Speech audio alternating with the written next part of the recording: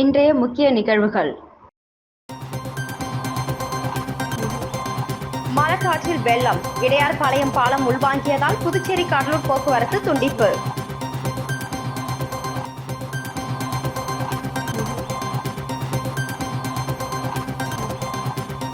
மழையால் சேதமடைந்த வீட்டு உபயோகப் பொருட்களை ரோட்டில் போட்டு உடைத்து மக்கள் சாலை மறியல். பாதிப்பு அதிகம் ஏற்பட்டுள்ளதால் நிவாரணத் தொகையை உயர்த்தி வழங்க வலியுறுத்தல்.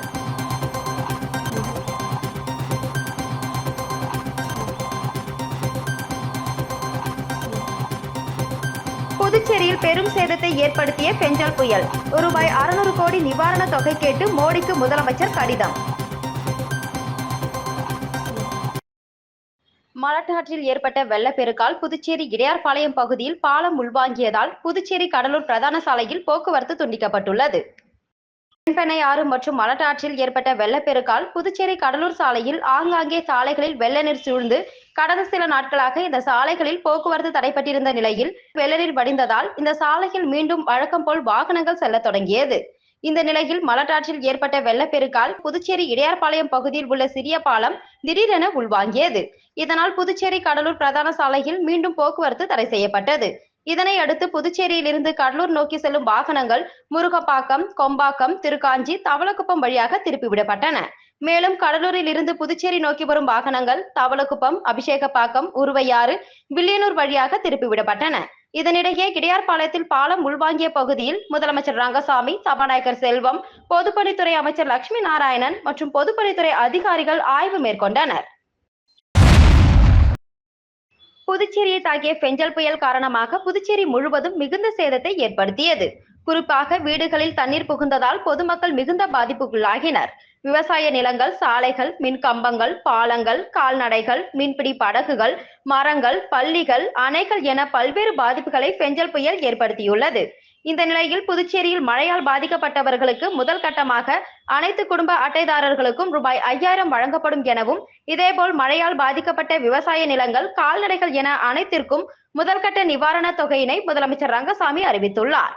மேலும் கடந்த 2 நாட்களாக புயல் பாதிப்புகளை நேரடியாக சென்று பார்வையிட்ட முதலமைச்சர் ரங்கசாமி புயல் நிவாரண நிதியாக ரூபாய் 600 கோடி வழங்க வேண்டும் என பிரதமர் உள்துறை அமைச்சருக்கு கடிதம் எழுதியுள்ளார். மேலும் புயல் பாதிப்புகளை ஆய்வு செய்ய மத்திய குழு ஒன்றை புதுச்சேரிக்கு அனுப்ப வேண்டும் எனவும் அவர் வலியுறுத்தியுள்ளார். புதுச்சேரியில் மழை வெள்ளத்தால் பாதிக்கப்பட்டவர்களுக்கு கூடுதல் நிவாரணம் அரசு வழங்க கோரி பாதிக்கப்பட்ட மக்கள் வீட்டில் மழையால் சேதமடைந்த பொருட்களை ரோட்டில் போட்டு உடைத்து சாலை மறியலில் ஈடுபட்டனர். இதனால் சுமார் 1 மணி நேரத்திற்கு மேலாக போக்குவரத்து பாதிக்கப்பட்டது. பெஞ்சல் புயலால் ஏற்பட்ட கனமழை காரணமாக புதுச்சேரி முழுவதும் மிகுந்த சேதமடைந்த நிலையில் காமராஜர் நகர், உருளையன்பேட்டை, ராஜ்பவன் தொகுதிக்குள்ளிட்ட பல்வேறு பகுதிகளில் மழைநீர் சூழ்ந்ததால் ஏராளமான வீடுகளில் வெள்ளம் புகுந்து வீட்டிலிருந்த அனைத்து பொருட்களும் மிகவும் சேதமடைந்தது.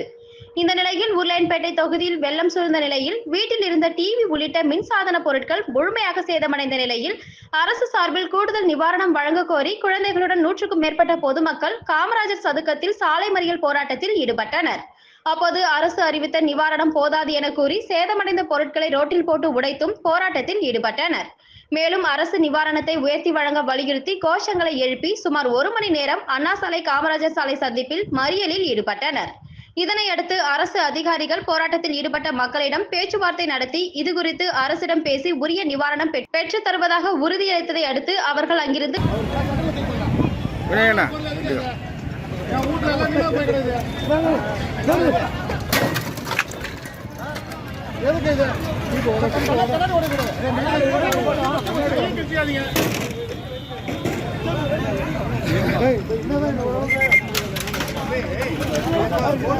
நிறைய பேர் வந்துட்டே இருப்பாங்க. நல்லா ரோடு வந்து பண்ணாங்க. அது வேற விஷயம். உடக்கிறது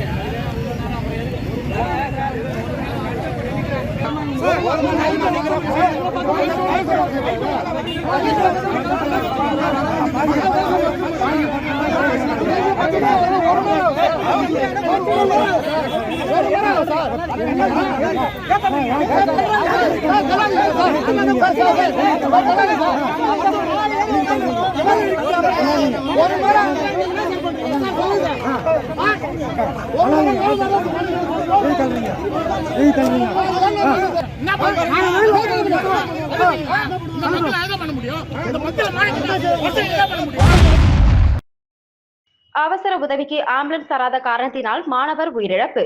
மூலக்குளம் ஈஸ்ட் கோஸ்ட் தனியார் மருத்துவமனை முன்பு உறவினர்கள் அமர்ந்து மறியல் போராட்டத்தில் ஈடுபட்டனர். புதுவை மேட்டுப்பாளையம் காவல் நிலையத்தில் துணை உதவி ஆய்வாளராக பணியாற்றி வருபவர் தமிழ்செல்வன்.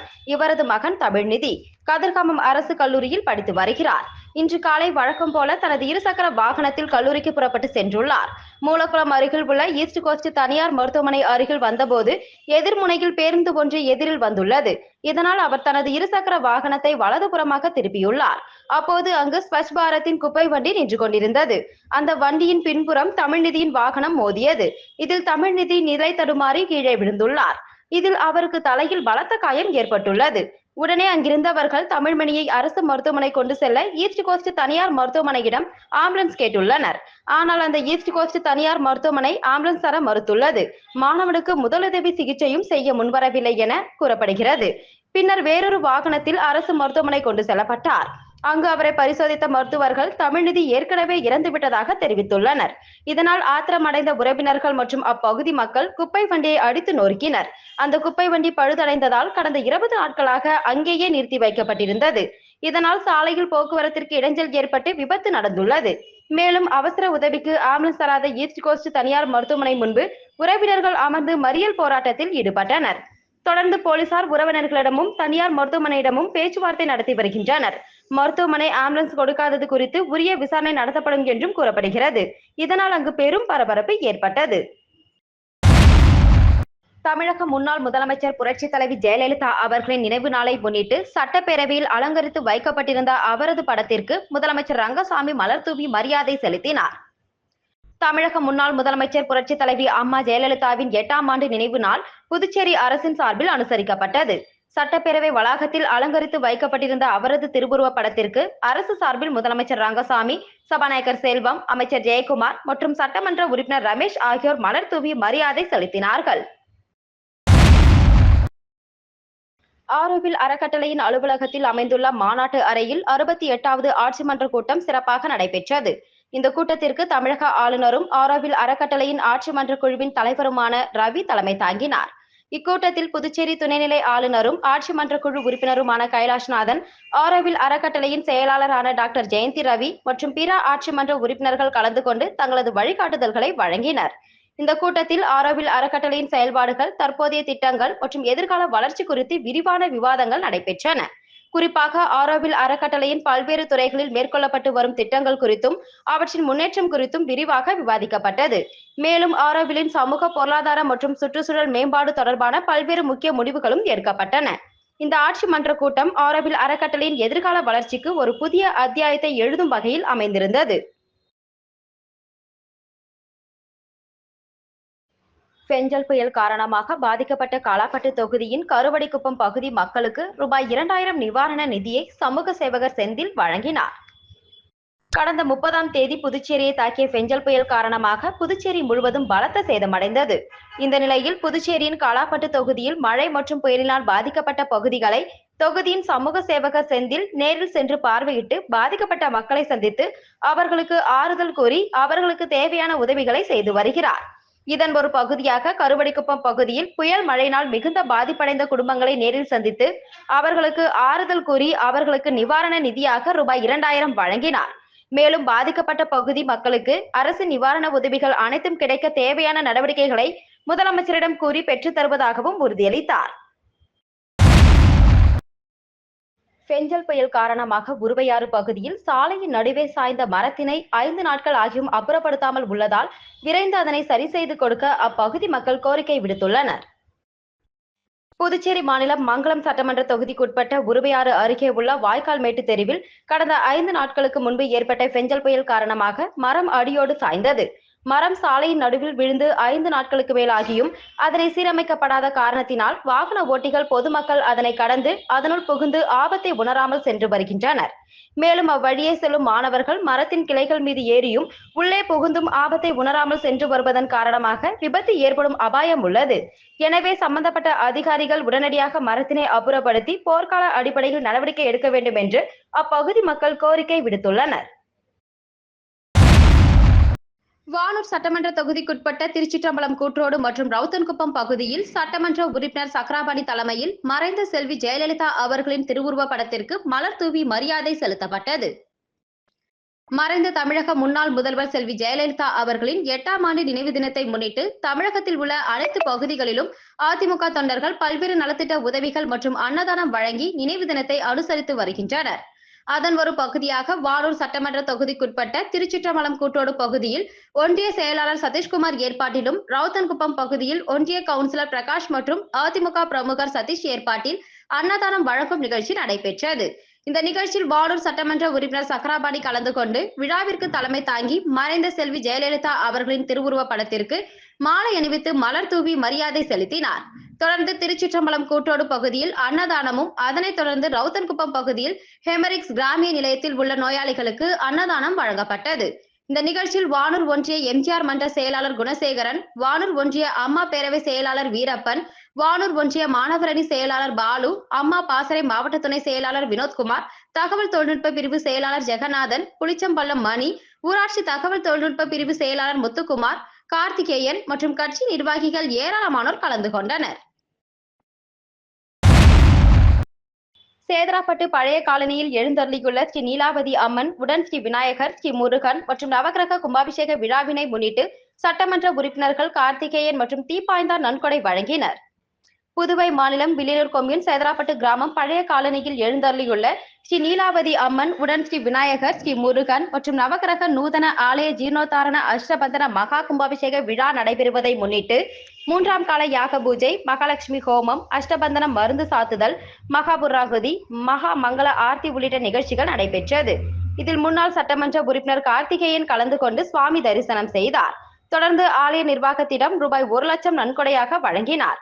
இதேபோல் முன்னாள் சட்டமன்ற உறுப்பினர் தீப்பாய்ந்தான் கலந்து கொண்டு சுவாமி தரிசனம் செய்து ஆலய நிர்வாகத்தினரிடம் நன்கொடையாக ரூபாய் 50,000 காசோலையை வழங்கினார். இந்த நிகழ்ச்சியில் அறங்காவலர் குழுவினர்கள் மற்றும் ஊர் பொதுமக்கள் ஏராளமானோர் கலந்து கொண்டனர். மறைந்த தமிழக முதல்வர் ஜெயலலிதாவின் 8ஆம் ஆண்டு நினைவு தினத்தை முன்னிட்டு புதுச்சேரி தட்டாஞ்சாவடி அதிமுக சார்பில் தொகுதி செயலாளர் கமல்தாஸ் தலைமையில் மாநில கழக அண்ணா தொழிற்சங்க இணை செயலாளர் ராஜேந்திரன், பொதுக்குழு உறுப்பினர் அன்பு முருகன் ஆகியோரின் முன்னிலையில் ஜெயலலிதாவின் உருவப்படத்திற்கு மலர் அஞ்சலி செலுத்தி அன்னதானம் வழங்கப்பட்டது. நிகழ்ச்சியில் தொகுதி இணை செயலாளர் ராதா, தொகுதி துணை செயலாளர் மாலதி, தொகுதி பொருளாளர் துரைராஜ், மேலவை பிரதிநிதி நாராயணசாமி, வார்டு செயலாளர்கள் கெங்காதரை, செந்தில்குமார் மற்றும் மதியழகன், சக்திவேல், தட்சிணாமூர்த்தி, ஜெயராமன், பாபு, ரமேஷ் மற்றும் கழக நிர்வாகிகள் அனைவரும் கலந்து கொண்டு பொதுமக்களுக்கு அன்னதானம் வழங்கினர்.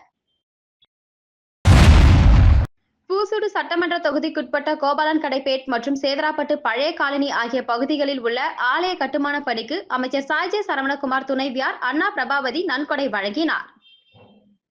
பூசூடு சட்டமன்ற தொகுதிக்குட்பட்ட கோபாலன் கடைப்பேட் மற்றும் சேதராப்பட்டு பழைய காலனி ஆகிய பகுதிகளில் உள்ள கோவில் கட்டுமான பணிக்கு நன்கொடை வழங்கும் நிகழ்ச்சி நடைபெற்றது. நிகழ்ச்சியில் அமைச்சர் சரவணகுமார் துணைவியார் அண்ணா பிரபாவதி கலந்து கொண்டு கோபாலன் கடைப்பேட் ஸ்ரீ வர்ணமுத்து மாரியவன் திருக்கோவில் கட்டுமான பணிக்கு நன்கொடை தொகையாக 1 லட்சம் ரூபாயினை ஆலய நிர்வாகத்திடம் வழங்கினார். இதனைத் தொடர்ந்து சேதராப்பட்டு பழைய காலனியில் உள்ள ஸ்ரீ லீலாவதி அம்மன் திருக்கோவில் திருப்பணிக்கு ரூபாய் 1 லட்சம் நன்கொடையாக ஆலய நிர்வாகத்திடம் வழங்கினார். இந்த நிகழ்ச்சியில் பாஜக தொகுதி ஒருங்கிணைப்பாளர் சாய் தியாகராஜன், பாஜக நிர்வாகிகள், பொதுமக்கள், கூட்டணி கட்சி நிர்வாகிகள் உட்பட ஏராளமானோர் கலந்து கொண்டனர். மறைந்த தமிழக முன்னாள் முதல்வர் ஜெயலலிதாவின் 8ஆம் ஆண்டு நினைவு தினம் புதுச்சேரி மேற்கு மாநில அமமுக சார்பில் வில்லியனூர் தலைமை கழக அலுவலகத்தில் அனுசரிக்கப்பட்டது. மறைந்த தமிழக முன்னாள் முதல்வர் ஜெயலலிதாவின் 8ஆம் ஆண்டு நினைவு தினம் புதுச்சேரி மேற்கு மாநில அம்மா மக்கள் முன்னேற்ற கழகம் சார்பில் வில்லியனூர் தலைமை கழக அலுவலகத்தில் அனுசரிக்கப்பட்டது. அமமுக பொதுச் செயலாளர் டிடிவி தினகரன் ஆணைக்கிணங்க மேற்கு மாநில அம்மா மக்கள் முன்னேற்ற கழகம் சார்பில் வில்லியனூர் தலைமை கழக அலுவலகத்தில் மேற்கு மாநில செயலாளர் சேகர் தலைமையில் அலங்கரிக்கப்பட்ட முன்னாள் தமிழக முதல்வர் ஜெயலலிதாவின் உருவப்படத்திற்கு மாலை அணிவித்து மலர் தூவி அஞ்சலி செலுத்தினர்.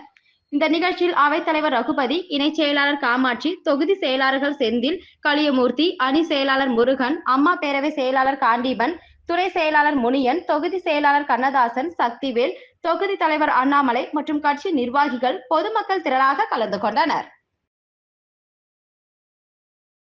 மீண்டும் இன்றைய முக்கிய நிகழ்வுகள். மழக்காற்றில் வெள்ளம், இடையார்பாளையம் பாலம் உள்வாங்கியதால் புதுச்சேரி கடலூர் போக்குவரத்து துண்டிப்பு.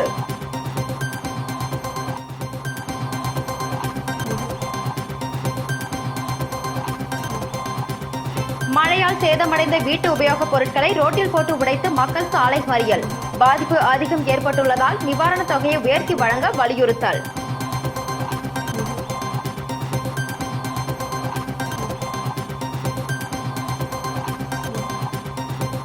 புதுச்சேரியில் பெரும் சேதத்தை ஏற்படுத்திய பெஞ்சல் புயல். ரூபாய் 600 கோடி நிவாரணத் தொகை கேட்டு மோடிக்கு முதலமைச்சர் கடிதம்.